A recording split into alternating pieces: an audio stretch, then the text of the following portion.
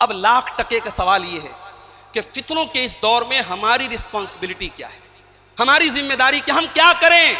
پہلا کام یہ کرو بھائی، علم حاصل کرو۔ جب جانو گے نہیں کہ فتنہ کیا ہے تو بچو گے کیسے؟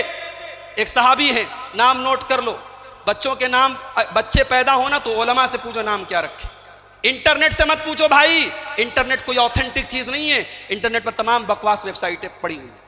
آج کل ہمارے لوگ بچوں کا نام انٹرنیٹ سے دیکھتے ہیں، کئی لوگوں کو دیکھا لڑکیوں کا نام رکھا انابیہ نام رکھا، انایا نام رکھا، انانیہ نام، واہیات نام ہے، بے مطلب نام ہے، کوئی معنی ہی نہیں ان کا، اور صاحب انٹرنیٹ پر لکھا ہوا خوبصورت لڑکی، بہترین لڑکی، جنتی لڑکی۔ ارے بھائی علماء سے رابطہ کرو، جو اہل زبان ہے، جو زبان جانتے ہیں۔ حذیفہ ابن یمان، بچہ پیدا ہو حذیفہ نام رکھو، یمان نام رکھو، صحابہ کے نام، صحابہ کے نام ہمیں اچھے نہیں لگتے صاحب، بڑے پرانے نام ہو گئے، بڑے پرانے نام ہو گئے، ہمیں نئے نام چاہیے۔ نئے نام کہاں ملیں گے؟ انٹرنیٹ پر ملیں گے۔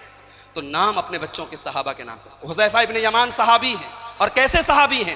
اللہ کے رسول کے سیکریٹری ہیں، اللہ کے رسول کے سیکریٹری ہیں، اللہ کے رسول صلی اللہ علیہ وسلم سیکریٹ کی باتیں، راز کی باتیں ان کو بتایا کرتے تھے۔ حضرت حذیفہ کہتے ہیں کان الناس یسألون عن الخیر، لوگ اللہ کے رسول سے اچھی باتیں پوچھا کرتے تھے۔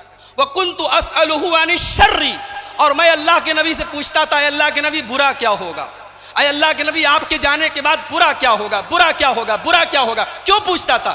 مخافۃ ان یدرکن، میں اس لیے پوچھتا تھا تاکہ اگر برا دور آئے تو میں برائی سے بچ سکوں۔ تو بھائیو فتنے کے بارے میں جانو، فتنہ کیا ہے علم حاصل کرو، یہ پہلا کام کرنا ہے۔